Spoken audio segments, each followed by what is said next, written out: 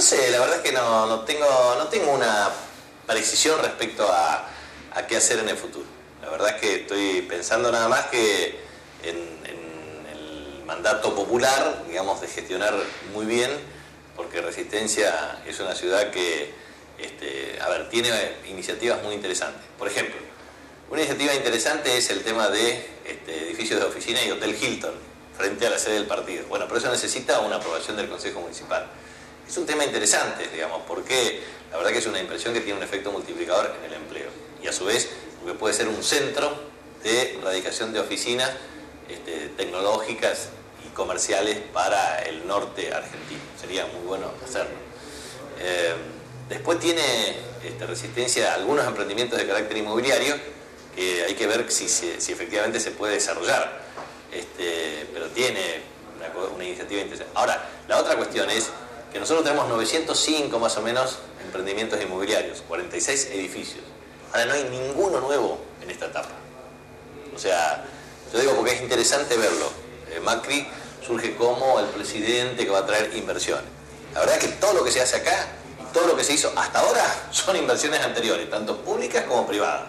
Estoy observando con muchas ansias cuáles serán las inversiones privadas nuevas en esta etapa. ¿A Resistencia no llegó ninguna? No hay ningún emprendimiento nuevo en Resistencia, ninguno. O sea, quiero la lluvia de inversiones, no lluvia solamente de agua. O sea, quiero lluvia de inversiones.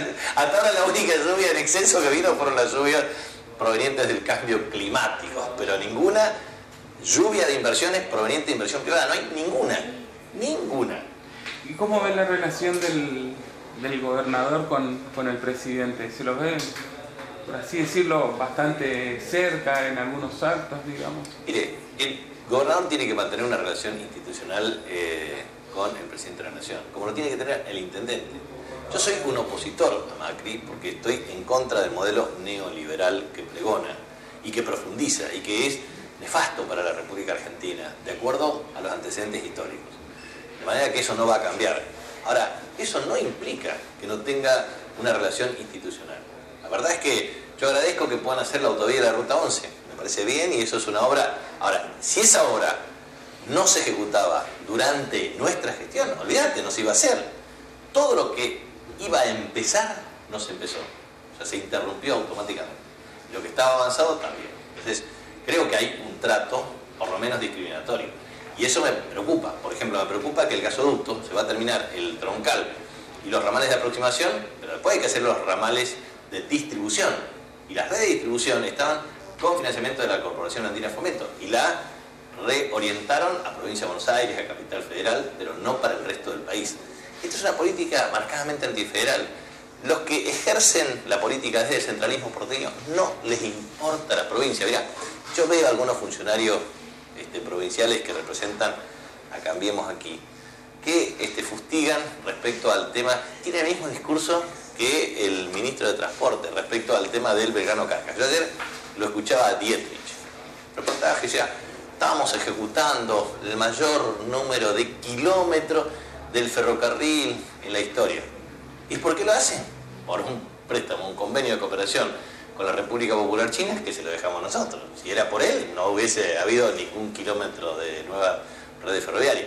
Estábamos ejecutando la mayor inversión en materia de autovías, autopistas. Eso es porque ya estaba con un nivel de ejecución. Está bien que lo sigan haciendo, pero esto es porque ya venían. Ahora, el problema central es hacer cosas nuevas y establecer nuevos diseños de ejecución. A mí me parece que en el caso concreto del ferrocarril Belgrano Cargas suspendieron el ramal Aviateray-Puerto Barranqueras. ¿Por qué? Porque lo hicieron exprofeso, porque siempre los porteños querían un sistema de empalme en materia de sistema ferroviario directo al puerto de Rosario. Siempre lo quieren hacer así, pero aparte es un tema que hay que luchar contra los porteños. Hay que luchar contra los porteños que impiden el puerto de Barranqueras. Yo saqué el tema del puerto de Las Palmas, producto de que era jefe de gabinete, que establecía un mecanismo de capitalización de la corporación, de lo que era el Fonplata, para acceder a 90 millones de dólares de financiamiento para las provincias del nordeste argentino, y obviamente beneficiamos a la provincia del Chaco con el puerto de Las Palmas, que va a ser un puerto estratégico en el río Paraguay. Pero si no estás ahí, o sea, acá no se habla de una obra que es muy importante, la regulación del río Guaycurú, Grande Chico, que lo hicimos nosotros. O sea, te quiero decir que si no estás en el epicentro de las decisiones, la verdad es que no puedes hacer mucho, porque desde afuera, la verdad es que hay que luchar contra el centralismo porteño. La mirada que tienen los funcionarios porteños es absolutamente distinta, y obviamente eso tiene mucho que ver con la cooptación corporativa de los intereses económicos centralistas que han impregnado las decisiones políticas en el país. El espacio nuestro es un espacio mucho más amplio que una representación asociada a lo que sería el kirchnerismo. Yo creo que es un tema de un movimiento nacional popular y democrático que excede la misma denominación del kirchnerismo. Se pretende plantear eso como una estrategia para confrontar de una manera equívoca, en el sentido siguiente. Nosotros tenemos que confrontar desde el movimiento nacional, popular y democrático. ¿Contra quién confrontamos? Contra el neoliberalismo. Entonces, el clivaje macrismo-kirchnerismo no es una síntesis. La síntesis es el movimiento nacional, popular y democrático. Rodríguez Sá está en este espacio y no es kirchnerista. O sea, lo que quiero decir es que el clivaje de la polarización ideológica del país tiene que ver con dos modelos antitéticos y dos proyectos en pugna históricamente desde 1810 a la fecha. Entonces nosotros estamos de este lado, no te cabe la menor duda. Yo estoy en el movimiento nacional, popular y democrático. Y del otro lado están quienes adscriben al proyecto neoliberal. Los respeto, pero no comparto. Entonces la democracia tiene que tener un clivaje de polarización ideológica en el sentido de oficialismo y oposición, y quienes expresan claramente su visión alternativa lo tienen que decir. ¿Y por qué? Bueno, porque este gobierno ha endeudado al país en más de 80.000 millones de dólares, 40.000 millones de dólares de nueva emisión. Eso implica que la deuda pública va a pasar de 42, cuando terminen, ellos van a estar del 60% del Producto Interno Bruto, y va a generar lo que es obvio que va a generar, crisis de deuda. ¿Cuánto es el esquema de emisión del EVAC que supera la reserva del Banco Central? El equivalente a 787.000 millones de pesos, con vencimiento sistemático. Es una bicicleta financiera, tasas de interés exorbitantes, bicicleta financiera todo el tiempo. Entonces, ¿por qué vienen flujos de capitales en dólares? Bueno, convierten dólares en pesos, tasa de interés exponencial, lo convierten en dólares baratos y lo sacan.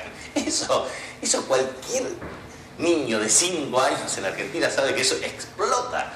Entonces, el problema central es que ese modelo funciona sobre la base de la farsa del sistema financiero internacional, de los grupos de inversión y de la oligarquía nativa, para lo cual cuenta con la anuencia de los grandes grupos económicos que se benefician, porque te puedes imaginar que todos los grupos periodísticos, La Nación, Clarín, el 90% del sector público y privado en Argentina, de los medios de comunicación, adhieren a esto, y los comunicadores adhieren a esto. Se llenan los bolsillos planteando un esquema artificial, pero lo que se hace es claro. Primero, apertura indiscriminada de importaciones. Yo escuchaba y miro los informes. Van a destruir la industria textil. ¿A quién nos perjudica? A nosotros. Van a destruir la industria de calzado. Van a destruir la industria maderera. O sea, agarran y estigmatizan ciertas economías regionales y destruyen el tejido social que se construye así. Entonces, nosotros, ¿vamos a permanecer callados? ¿No vamos a decir nada? Te van a perforar, te van a matar todas las bases y los cimientos productivos, y después nos va, porque el tema central, te destruyen el aparato productivo, te destruyen la base industrial, te aumentan indiscriminadamente las importaciones, te generan precarización laboral, te licúan salario, te disminuyen el consumo, te aumenta la especulación financiera, te generan una destrucción del país. Y después tenés que gobernar, porque se van estos y después queda un país destrozado, como fue en el 2001 y 2002. Porque este es el otro tema. Entonces, después empiezan a plantear la sofisticación estadística. Yo miraba la sofisticación estadística, porque la verdad, mirando, yo que hace años tuve premio anual a DEVA en materia de gasto social, se lo dije a Lustó en el Congreso. No me vas a correr con la vaina porque yo de esto conozco.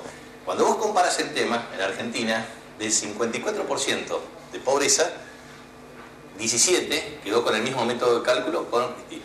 Ellos aumentaron en 2003 en adelante con 35%, lo colocaron en 28 a 30%. Está bien, pero con esa misma medición era 66%.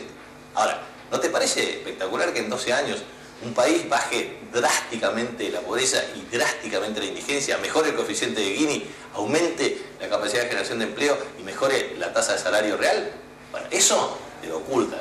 Entonces, la verdad, pero aparte, lo hicieron con la Revolución Fusiladora en 1955, lo hicieron con 1976, etcétera, etcétera, para después, algunos estúpidos que forman parte de nuestro movimiento, dicen que los culpables somos nosotros, la fábrica de pobres del peronismo.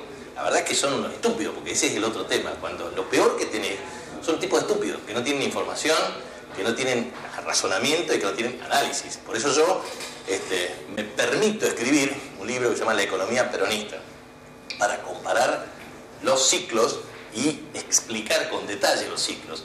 Porque estoy cansado de los estúpidos, estoy cansado de los tipos que dicen estupideces todo el tiempo. Y en realidad aparecen en los medios de comunicación como los grandes analistas, cuando en realidad son unos chantas, del primero hasta el último, que no dicen nada, porque dicen estupideces todo el tiempo sin fundamento. Entonces es bueno, por lo menos, tener una opción alternativa. Bueno, hay que ver. Nosotros tenemos un espacio amplio que hay que ir trabajando en distintas etapas. La primera fase de esto es unificar la oposición. La oposición está dispersa y atomizada y fragmentada. Una vez que vos resolviste el problema de unidad de la oposición, hay que ir por un acuerdo programático. Ese acuerdo programático tiene que tener conducción política, y esa conducción política tiene que tener capacidad de confrontación electoral para el año 2017. Si resolvés esa primera fase, implica impedir el avasallamiento neoliberal. Y después empezás a construir una opción para el año 2019. Son peleas en dos tiempos desde el punto de vista político, no es en un solo tiempo. Yo la verdad es que quiero ver cuál es el escenario. A mí me encantaría disputar una interna, pero primarias abiertas, obligatorias y simultáneas. Pero pelear duro, duro en la confrontación política e ideológica. Porque me parece que Argentina y el mundo necesitan un nuevo paradigma. O sea, yo estoy absolutamente convencido que el problema central es un problema de la humanidad. El sistema político, económico y social tiene problemas serios. Por ejemplo, primero, el sistema político. Hay una contradicción entre democracia versus corporaciones. Las corporaciones se han apropiado del Estado en virtud de sus propios intereses y han paseado la representatividad popular de las democracias. La democracia está en crisis, en el mundo está en crisis. Segundo, el rol geopolítico de base hegemónica de la matriz neoliberal que impulsa a Estados Unidos. O sea, rol geopolítico y matriz hegemónica neoliberal. En tercer lugar, aumenta el clivaje de la polarización ideológica. Las sociedades en el mundo están confrontando porque hay una visión diametralmente opuesta. Y por último, hay un comportamiento sesgado del electorado. Los incluidos tienen un comportamiento más conservador y los excluidos no tienen representatividad popular y democrática.